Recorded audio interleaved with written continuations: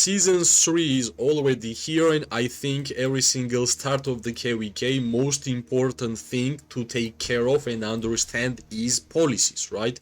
Well, if you will miss out on anything like regarding the season, it will be hard for you to recover because reset is an option. Because whenever you're gonna click on reset, you are losing all the prestige you have already spent, right? So you don't want to do that. You want to go clean without any mistakes, and that's the video because of that reason, right? As always, we have like early game, mid game, and late game policies, and of course governance titles and governance directions, which was a big talking point before, which I think we like the newest one is much better than it was before. So let's not talk about the later games one. Let's start regarding the early game. Here we have some new faces and some old ones. Well, old ones is of course spread of the word, which is the prestige gain policy, and the chain of command, which is SP recovery speed, right? And of course military expansion, in my opinion, if you are fighter, best policy ever for PvP players, and that's my favorite policy, which means from the third circle our main objective is to increase military expansion as fast as possible, and in order to do that we have to get 8 levels on every single one of them. One of them is like Season 3 seasonal feature policy, which is Spirit Speaker. Well, it's a Nian, and whenever you gather Nian, you're gonna get more in terms of percentages, right? And there is one big factor. It doesn't say every single village. Check out villages which is near Wonder. That's the Wonder villages which are giving you Nian, right? So some players didn't even open a single village because they wanted to max the Spirit Speaker. That's not true. Only villages which are near Wonder is working for this policy. So other than that, feel free to open, because I think Season 3 map is so big that you will need couple of days to clear all the fog, right? And Scout House, haste march speed, Scout march speed, in order for you to just clear the fog faster, which is pretty nice, but I would recommend to keep it on 8, like 888, go to military expansion, and then we are moving forward, right? Here we are also having some old faces, Stamina Getter, Wellspring of Vigor, Resource Healing, which is not really important for the early game. It's not even really important to have medical supplies to maximum, especially early game, and it's not really that important to have a lot of warrants on your pets. But if you have like extra 200k prestige, if you're gonna squeeze it, like keep it at night, maybe it will be a good choice. That's why I have only one level here. In terms of like seasonal feature, there is like spiritual surplus and spiritual surge. That's the energy which you're gonna call, which is the price of activating the seasonal feature skills. So I think in general in this game, same as in Elixirs, I like everything in the speed, and so far I'm of course going to choose the speed one, right? Because if you are playing the game, it's kind of same mechanic as Elixir production speed. I always go for the speed. That's my main gameplay, and that's how I suggest you to play, right? Here of course we have Elixir capacity limit, Elixir production speed. I always go for the speed. Maybe your gameplay is for capacity, depends on what you want to do, right? And daily resource healing, yet again I'm always going for this one. Maybe you want to go for stockpiles, it depends on your own gameplay. Here we have one more choice, which is for the seasonal feature, and I'm for sure going to make a video about the way of Xiu's skills and what does these skills do in general. But here we have the choice out of 3 skills. For example, Race of Remedy, cooldown -4%, Dimension Dual or Temporal Trap -4%, and Timeless Treasure -4 hours, right?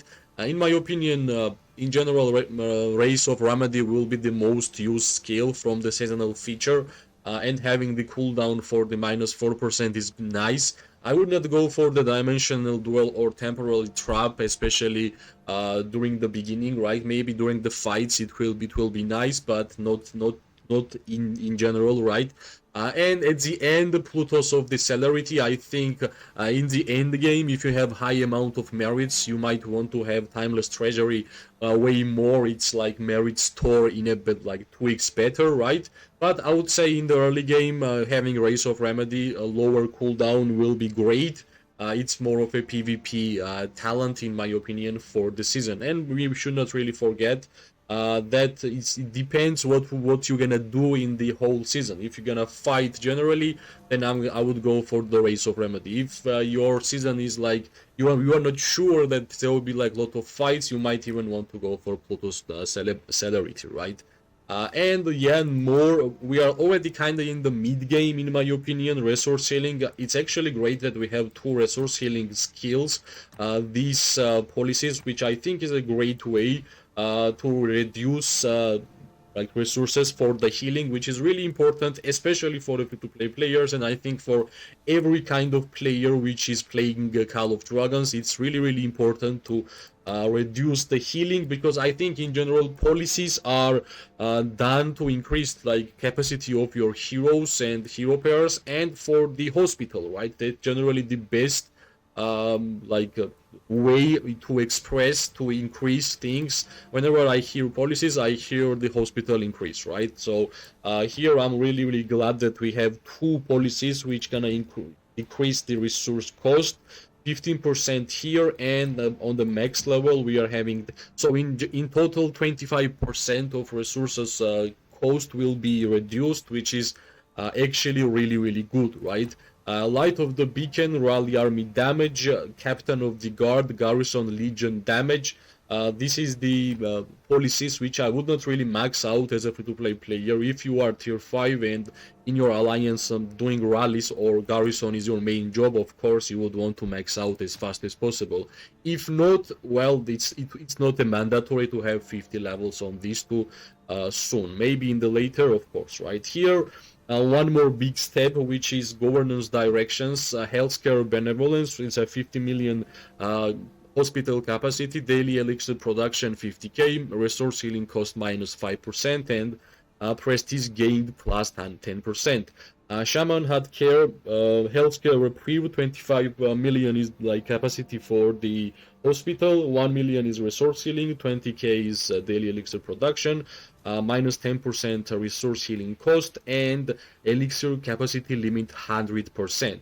And finally, we have the third one, diligence, 20 million limit for the hospital, 5 million for the daily resource healing, quantity limit is 5 million, minus 25% resource healing cost, and stamina limit bonus 50%. Well, if you are going to fight, I think diligence will be the way, and of course it also depends how many troops you have in general. I know some players have more than 20 million troops, and of course then you might have a problem, right? But if you have like 10 million or 5 million or 6 million troops, I think diligence will be the way, or maximum reprieve, right? I don't believe benevolence will be great in any ways. I think it's all about reprieve or diligence, and for sure I think I'm going for diligence, because, well, minus 20% resource healing cost plus minus 25% from other policies, it's a good amount of decrease in terms of resources. And of course we have achievement in this game. If you're gonna use your resources for healing, you are getting some great rewards, right? And you always want to do that, right? And of course 50% stamina limit bonus is always great if you are expected to fight, and I think in my KVK we are expected to fight a lot, and I think this will be a great way for me to fight, and also I have enough resources to heal in general, right? So diligence if you have resources for heal, if not, reprieve. That's my way, that's the advice I would give in general about governance directions. What else, right? Military expansion 2, my second favorite skill. We are having like 20% legion capacity increase. This is great. Buried Bones, I wouldn't really recommend to push for 10 levels. You can do it at the end of the season. It will still count. It's not really important to increase levels on here. And of course we have army troop drills, magic drills, marksmen, cavalry, and infantry. So far we don't have a counter. I think last KVK we had the counter drills, right? We are simply getting marksman unit attack, magic unit attack, cavalry unit attack, and infantry unit attack. I think this if we're gonna count which troop type the attack buff is the most important, I think it's for the archers, right? So I think this is a big buff for the archer troop type, in my opinion, because magic is doing damage by the skill. Cavalry, of course, attack is fine, but skill damage is still most important. And I think infantry unit attack is the lowest quality attribute to have on your infantry. But for the archers, that's great, right? And the amount is of course 10%, which is not bad. And here we have daily elixir production, daily resource healing. I'm always going for daily elixir production for here. Daily elixir production again, because that's my favorite policy in terms of healing and elixir in this game. This is what I have been doing since the day one whenever I started playing the game. Stockpile days, daily resource healing. I'm always going for daily resource healing. Yet again, and finally, as always, bitter end. Legion deals 5% more damage when both sides is in a battle. Have this policy enabled. 2% of both sides severely wounded units will die. It's important to understand that here you're gonna have the ability to use this or use not. Sometimes you can use this for the behemoth battles. You will do more damage, but don't forget to turn it off because you might cause your troops to die, which is the last thing you want to do. Because of that, I almost never unlock this one, because I truly believe that once I will make a mistake and it will be a big mistake. So what I think about policies, I think that it's good that we have a lot of resource healing in percentages, which is 25. Don't forget to have spirit speaker, but only for the villages which is near wonders, not every village. Just try to unlock the map in general. Scout haste is for that, because the map is huge and the fog is quite a lot, so you will need a lot of days in order to unlock 100%. And of course, what we can say in terms of governor's directions, we know that it was different. I think this one is much better. In terms of troop type buffs, I think marksman's buff is way more important, and marksman got really buffed in terms of other troops, in my opinion.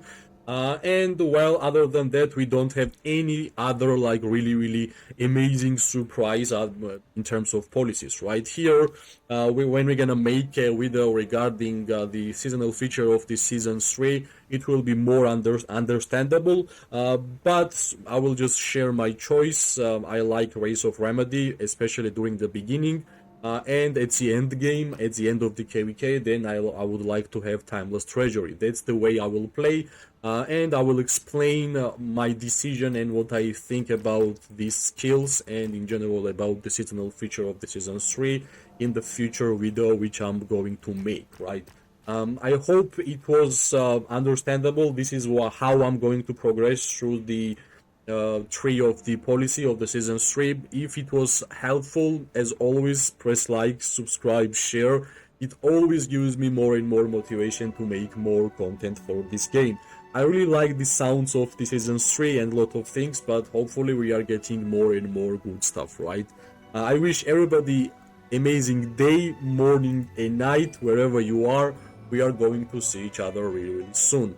Bye bye and luck.